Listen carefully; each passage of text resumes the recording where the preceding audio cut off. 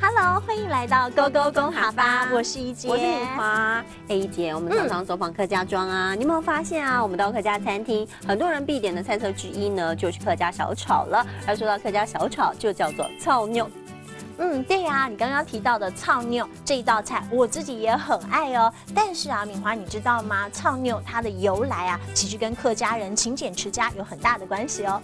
我知道，像是拜拜用的三牲啊，如果丢掉浪费，但是呢，如果每天都吃一样的，又觉得好腻哦，所以客家妈妈他们就发挥巧思了，他们就把呢像是3层肉、鱿鱼还有芹菜呢一起下锅炒，就变成了美味的炒肉。而说到了芹菜，就是芹菜就是芹菜。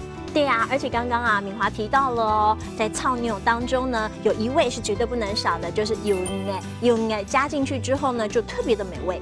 鱿鱼就是鱿鱼了，没错。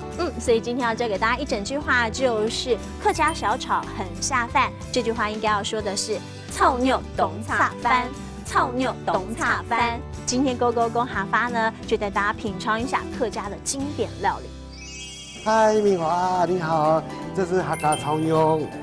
哇，这正统的客家炒肉，懂后色哎，看起来，这鱿鱼啊，看起来很漂亮哎。因为它只用我们的剪法，我们的剪的时候，我们就要知道怎么去剪它，就会呈现它的比较直线的。你一定要教我怎么样炒肉。没问题的，没问题。它全是炒肉，顺序要怎么放啊3层肉下来烤香，再来我们的豆干、蒜头，再来我们的干鱿鱼进来。芹菜什么时候放啊？最后才放，因为它的脆度才够。